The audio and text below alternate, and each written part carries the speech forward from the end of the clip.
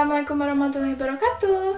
Halo anak-anak, berjumpa kembali dengan Ibu Nina Restianti dari KIP Siliwangi. Anak-anak yang hebat, apa kabarnya hari ini? Ibu selalu harap dan doa agar kalian senantiasa dalam keadaan sehat walafiat. Dan jangan lupa untuk selalu bersemangat. Kali ini Ibu akan menyampaikan materi SD kelas 5, tema 6, subtema 3, pengaruh color terhadap kehidupan, pembelajaran 1, muatan pembelajaran ilmu pengetahuan alam. Tujuan pembelajaran yang pertama, melalui kegiatan mengamati video tentang perpindahan kalor, siswa bersama guru dapat merencanakan konsep perpindahan kalor, benda-benda konduktor dan isolator dalam kehidupan sehari-hari dengan benar. Yang kedua, melalui kegiatan eksperimen dengan mengamati video tentang percobaan perpindahan kalor, siswa bersama guru dapat menyimpulkan hasil pengamatan perpindahan kalor dengan benar. Anak-anak, sebelum kita mulai pembelajaran, alangkah baiknya kita untuk berdoa terlebih dahulu, agar kita selalu diberikan kemudahan untuk memahami materi pembelajaran yang akan Ibu sampaikan. Kali ini kita akan belajar mengenai konduktor dan isolator. Anak-anak, apakah kalian tahu apa itu konduktor dan isolator? Coba kalian perhatikan gambar berikut ini. Gambar berikut ini menunjukkan bahwa Lani sedang membantu ibunya memasak di dapur. Lani memilih benda yang terbuat dari bahan kayu untuk mengaduk masakannya, karena Lani tidak ingin tangannya kepanasan. Anak-anak, banyak sekali bahan-bahan yang di sekitar kita yang dapat menghantarkan panas dengan baik, dan juga ada yang tidak dapat menghantarkan panas. Coba, siapa yang suka membuat kopi atau teh untuk orang tuanya? Ketika kita membuat kopi atau teh dengan air hangat dan mengaduknya dengan sendok stylish, maka akan terasa panas, bukan? Itu karena sendok terbuat dari bahan yang logam. Panas dari air akan dialirkan kepada sendok, sehingga sendok tersebut menjadi panas. Itu disebut konduksi. Perpindahan cara ini memerlukan zat perantara untuk mengalirkan panas dari sumber panas kepada benda yang lain. Untuk mengetahuinya, kita lanjutkan pembelajaran kita ya. Yang pertama yaitu konduktor. Konduktor adalah sebutan untuk bahan yang dapat mengantarkan panas dengan baik. Bahan konduktor ini sering kita gunakan dalam kehidupan sehari-hari. Bahan konduktor biasanya terbuat dari besi, aluminium, tembaga, dan logam. Nah, anak-anak, bahan konduktor ini sering kita gunakan untuk perlengkapan memasak di dapur. Contohnya seperti panci, wajan penggoreng, sendok besi, dan spatula atau soret. Yang kedua yaitu isolator. Isolator adalah sebutan dari bahan yang tidak dapat menghantarkan panas atau kebalikan dari konduktor. Nah, anak-anak, isolator ini sering kita jumpai loh bahan-bahannya di sekitar kita. Bahan yang termasuk isolator yaitu kain, plastik, dan juga kayu.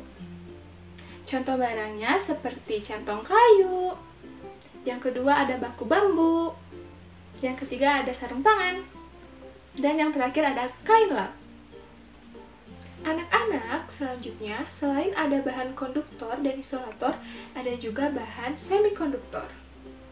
Bahan semikonduktor adalah bahan yang memiliki konduktivitas panasnya di antara isolator dan juga konduktor, atau sering disebut juga dengan bahan setengah penghantar panas. Penggunaan bahan konduktor dan isolator dapat digunakan secara bersamaan pada suatu alat. Coba anak-anak perhatikan gambar berikut ini.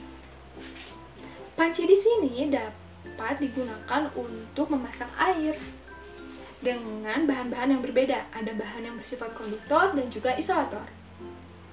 Bahan isolator berfungsi untuk mencegah aliran panas dari sumber panas kepada pengguna panci. Karena bahan dari isolator sendiri yaitu bahan yang tidak dapat mengalirkan panas. Sedangkan bahan konduktor di sini merupakan sumber panas. Jadi kita bisa menggunakan panci sebagaimana mestinya. Selanjutnya, perhatikan gambar berikut ini. Gambar setrika ini menunjukkan bahwa sumber panas setrika berasal dari elemen yang dihasilkan. Panas dari setrika ini kemudian akan memanaskan alas pada setrika. Dan ini dinamakan bahan konduktor karena bahan setrika berasal dari bahan logam.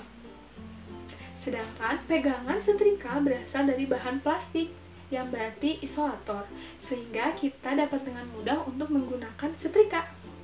Anak-anak, berdasarkan penjelasan tersebut, banyak benda-benda yang memiliki kemampuan menghantarkan panas yang berbeda-beda.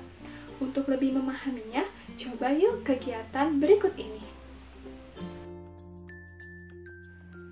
Alat dan bahan. 1. Batang besi yang panjangnya kurang lebih 50 cm. 2. Batang tembaga panjangnya kurang lebih 50 cm. 3. Sumpit bambu yang ujungnya diikat dengan karet gelang. 4. Sumpit dari bahan plastik, ujungnya diikat dengan karet gelang. 5. Bahan kain untuk memegang benda panas. 6. Lilin. 7. Korek api. Langkah-langkah kegiatan. 1. Bakarlah besi di atas lilin yang telah dinyalakan dengan korek api. Peganglah ujung besi dengan tanganmu. Bila kamu telah merasakan panas, segera pindahkan besi dari nyala api. 2. Peganglah batang besi dengan menggunakan sumpit bambu. 3. Letakkan kembali ujung besi di atas nyala lilin. Apakah yang kamu rasakan? Catatlah mengapa demikian. 4. Ambil dan letakkan batang tembaga di atas nyala lilin. Bila terasa panas, pindahkan dari nyala api. 5. Lapisilah tembaga dengan kayu pada bagian ujung yang kamu pegang.